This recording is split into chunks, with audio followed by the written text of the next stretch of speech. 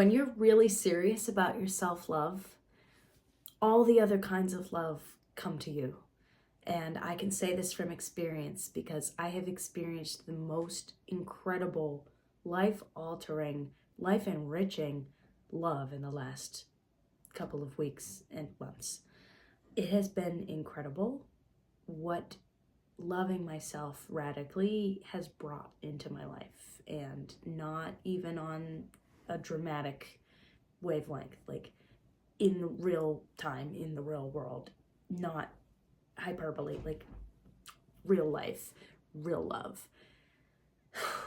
And it's because I am showing up as someone who loves myself, and I'm proud of that because I have not always been able to show up that way. I've not always been able to love myself. I've not always been able to show up as my full self. I've not always felt safe to be my own full self. And the last couple of months and couple of weeks have really pushed myself to show up for myself and to show up as myself. And now I am fully loved by myself and others. And it's a dramatic shift and a quick shift from feelings of inadequacy and feelings of just not self-kindness, And if you're struggling with that, you're not alone, because it is a roller coaster. And if you, for whatever reason, think you're not easy to love, that's a hard thing to overcome, and that's a hard thing to deal with. And it's something that I've had a hard time with, of feeling like I'm too much and feeling like I'm not enough at the same time. And it's a really hard feeling. It's a hard place to be in, where you feel unlovable and unwanted. And it's not your fault that you feel that way. There are a lot of reasons why you can feel that way, and it can be very difficult to change that. Or it can feel like that would be a difficult change, but it's actually a very simple mindset shift. And the thing that has helped me the most with it is just smiling. Just smiling. And it sounds stupid, but it's not. If you can look in the mirror and smile, if you can look at someone else and smile and mean it, you are sharing a very powerful currency. And it's beautiful. And in the words of RuPaul, if you can't love yourself, how the hell are you going to love somebody else? And the love that, in the words of John Lennon, the love you take is equal to the love you make. So karma, I think, is real. And so if you're giving out good energy, you're going to get good energy. And that's not the reason to give out good energy, is to say, oh, what am I going to get back? It's just a universal law that you're going to get back what you give out. It's like, if a ball is hit, say we're playing pool and the ball is hit, the angle in is going to be the angle out.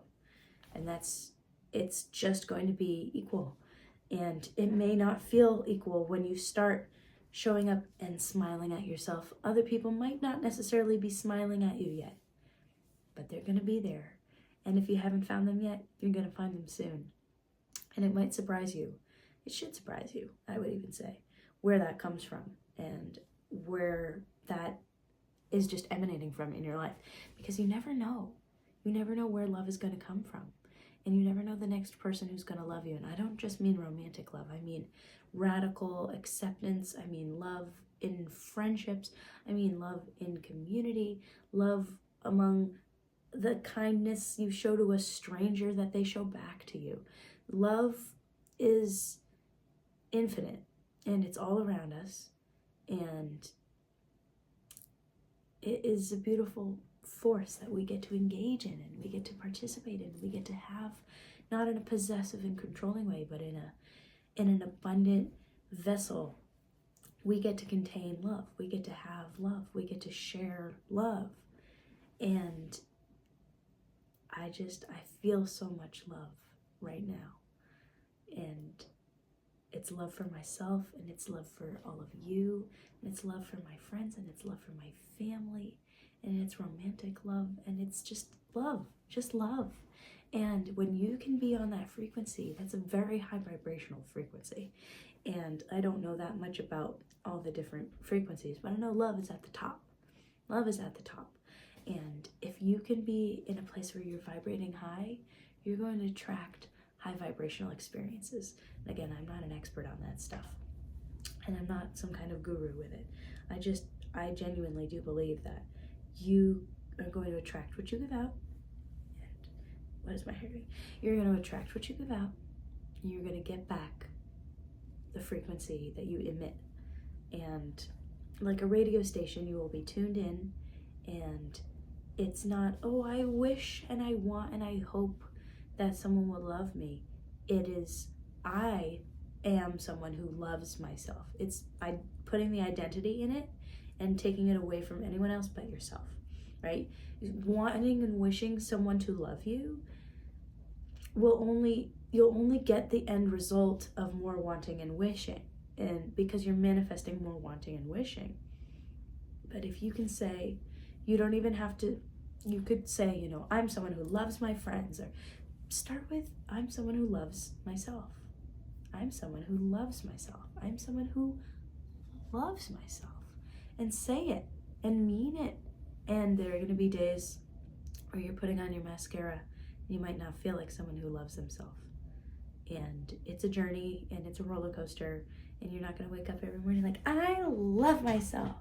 But it's a goal to get to. It's a valiant goal to strive for, you know, make a valiant effort towards.